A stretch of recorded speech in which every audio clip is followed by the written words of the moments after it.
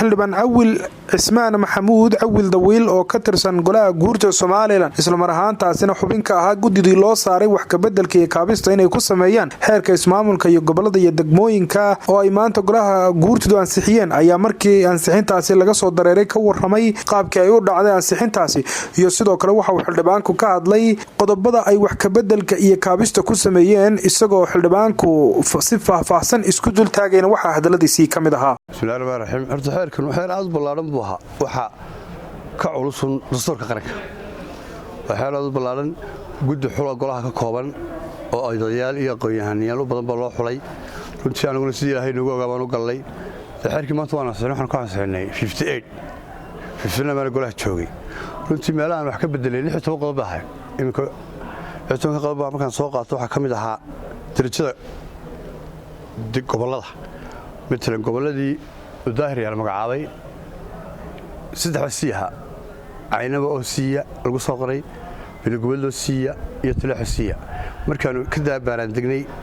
bilgobolo ayagnay waxa noqotay goobtii halganka goobtii wadanka laga xoreeyay tigraato ka weyn ay sheegtay ma jirto oo goobtan deganaan jirnaba idaacadu noo deganayd marka biiban soo qaadnay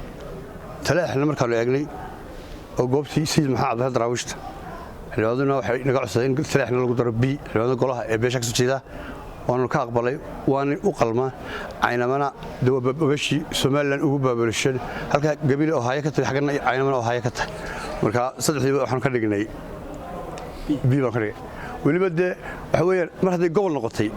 si uma qalato waa gobol iyo wasi marka goboladii hore biidaha ee sida baran oo kale inkastoo baran jeclay laga dhigo eeba oo leeydi kalfadaan maxkamad baa lagu sameyn doonaa oo qaadanaysa gabilay biid baan soo gaarsiinay wax kale aan ku dareemay jirto cadaalad baan sameynaa waxa kale oo jirta inaanu ka bedelayaan golaashii deegaanka oo ahaa in laga dhigo unteed waxa noqday hal hadduu noqdo golaha deegaanku ma shaqeynay xildhibaanku ma iyagu ilaaliyaa mise shaqadu ka qabtaa marka waxaan ku ridii tuutayd ka golayaasha hal laga dhigo guurtu tahay wakiiladu yahay waayo shayna taga xildhibaan kolba lix afka suka saaraya dabadna mashquul buu ku noqonaya ma shaqeyn karo tuutarku wadagiisa la soo helaa iyo tuutar ku celin waxa kale oo wax bedel ku sameeynay xeerkii marka ka dhamaado golaha deegaanku waa faaliyan anaguna uma kordhin madaxweynaha ma kala dirin shacabka xishoonaya hadii la hortooda waxa ku shaqeynaysa nimanka ma sheegi karaan waqtigiina waa ka dhabaad cidna u korin haddana waxa la eegay yaa shaqeeyo in systemku jiro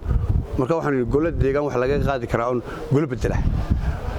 muddo kordhintoodana waxa kordhin kara golaha guurta sida ay u kordhiyaan guurta iyo wakiilada wixii baan meel ku tirin xeerkuna markii hore muu cadeyn